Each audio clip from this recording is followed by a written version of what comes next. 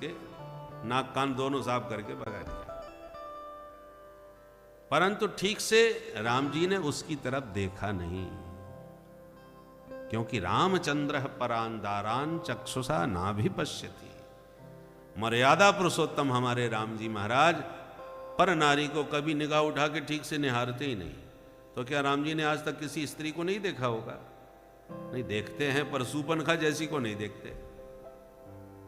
यही राम जी जब आगे चले तो सबरी के आश्रम में पहुंचे कि नहीं? सबरी माँ से क्या बढ़िया बढ़िया बातें करी, नवदा भक्ति का उपदेश दिया। जो दृष्टि का पात्र हो उसी पर दृष्टिपात करना चाहिए। तो कन्हैया ने आंख बंद क्यों करी? फिर कन्हैया ने सोचा राम अवतार में जब सुंदरी बन के सूपनखा आई तो हमारी किशोरी जी बगल में ही बैठी थी, हमने उन्हें देख के काम चला लिया। पर आज सुंदरी बन करके जब आई है पूतना, तो हमारी किशोरी जी दाएं बाएं कहीं नहीं है, अकेले राम जी हैं। तो जो दृष्टि का उचित पात्र समझ में ना आवे तो आंख भले ही बंद कर लो, और कुपात्र पर कभी दृष्टि मत डालो। इसलिए हमारे कन्हैया ने आंख ही बंद कर ली, पर पूतना को नहीं देखा। चराचरात्मा सनिमीलते क्षण। अब क्या सोच के गोविंद ने नेत्र बंद किए, वो तो गोविंद की गति गोविंद जाने। बाकी संतों ने खूब सारे भाव इसके दिए। पूतना ने समझा बच्चा सो रहा है गहरी नींद में, तो धीरे से आई, लाला को उठाई, गोद में लेकर के जहर लगा हुआ अपना स्तन प्रभु के मुख में दिया। भगवान ने पहले विष पान किया, फिर दुग्ध पान किया, फिर प्राणों को ही पीना प्रारंभ कर दिया। गाढ़ं कराभ्याम भगवान प्रपीड्य तत् प्राणैः समं रोष समन्वितो पिबत्। सामुञ्च मुञ्चालमते प्रभाषिणी निष्पीड्यमानाखिल जीव मर्मणि। जैसे ही भगवान ने उसका प्राण हरण करना प्रारंभ किया तो पीड़ा के मारे पूतना चीख उठी, चिल्लाने लगी, सा मुंच मुंच। अरे बेटा छोड़ दे छोड़ दे। मुंच माने छोड़। भगवान बोले मौसी जी बस यही नहीं सीखा, हम जल्दी किसी को पकड़ते नहीं, और जिसे पकड़ लिया उसे कभी छोड़ते नहीं। तो चीखती चिल्लाती लाला को लेके दौड़ी और अपना असली राक्षसी रूप इसने प्रकट कर दिया। चीखती हुई जा रही थी, जैसे ही भगवान ने संपूर्ण प्राण हरण किए कि धड़ाम मर के धरती पर गिरी, और ऐसी गिरी कि 6 कोस तक के वृक्ष टूट के चकनाचूर हो गए। बोल पूतना मर्दन भगवान की जय। एक संत तो कहते मर के जब गिरी तो जहां उसका हाथ गिरा वो हाथरस बन गया, कान गिरा वो कानपुर बन गया।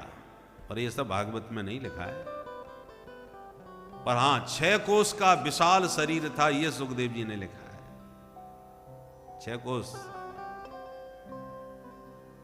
7 कोस की तो गोवर्धन की पूरी परिक्रमा है। बहुत विशाल शरीर था महाराज पूतना का, गिरने पर धरती हिल गई, इतना भयानक इसका शरीर। मैया तो एकदम घबरा गई, ये आवाज कैसी आई? दौड़ के मैया लाला के पास आई तो देखें पालने से लाला गायब। अब मैया चिल्लाई, अरे भगवान मेरो छोरा कहाँ गयो, लाला कहाँ गयो? ग्वाला सब घबराए, दौड़े दौड़े बाहर आए, और बाहर निकल के देखा कि पर्वताकार शरीर पूतना का मृत पड़ा है। उसके पेट पर बैठे बैठे लाला बड़े प्रेम से खेल रहे हैं। बोल नंद के लाला जय। ग्वाला सब भाग करके आए, नसैनी लगा के पूतना के पहाड़ जैसे पेट पर ऊपर चढ़ करके लाला को नीचे उतारा, और जैसी लाला को नीचे उतार करके मैया की गोद में दिया, तब मैया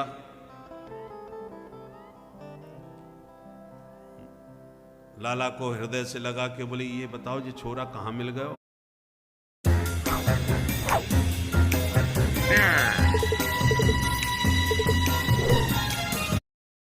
कैसे मरी? बोले मैया हमें खबर ना चली, हमें तो मरी मिली। एक बोलो मैया मैं बताऊं कैसे मरी? बोले बता। बोले मैया तेरे छोरा को लेके बड़ी तेज भागी, सो लगी ठोकर, दम दी से गिर के मर गई। दूसरों बोलो चोरे ठोकर खा के मरी होती तो मोड़े के बर गिरी होती, वो तो बिल्कुल सीधी पड़ी।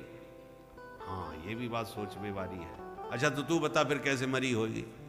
अब बहस छिड़ गई, कोई कहे ऐसे मरी होगी, मैया बोली जैसे मरनी थी सो मर गई, और मेरे छोरा की नारायण ने रक्षा कर ली, पर छोरा ने आज मुर्दा छू लियो भाई। पहले चलो या की शुद्धिकरण करें, अशुद्ध है गयो। तो लाला को लेके गौशाला में आई और गैया के गोबर में नहवायो, गैया के मूत्र में स्नान करायो, गैया के चरणन की धूल लगाई, गैया की पूंछ पकड़ के झाड़ो लगायो। गोमूत्रेण स्नापयित्वा पुनः गोरज सार्वकम, पंचगव्य में स्नान करा के मैया गैया की पूंछ से झाड़ो मारने लगी। गाय की पूंछ पिछला भाग ज्यादा पवित्र होता है मुख की अपेक्षा। गाय का मुख इतना पवित्र नहीं होता जितना पूंछ, इसलिए गाय की पूंछ की पृष्ठभाग की पूजा करनी चाहिए।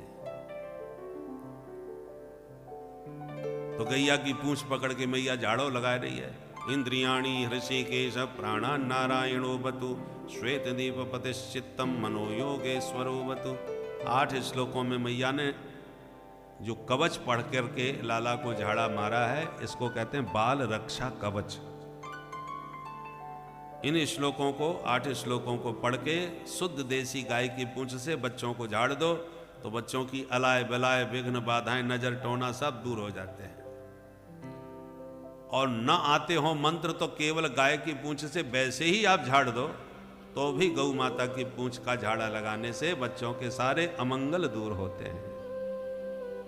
तो मैया तो झाड़ा फूंकी में लगी, उधर मथुरा से आ गए नंद बाबा।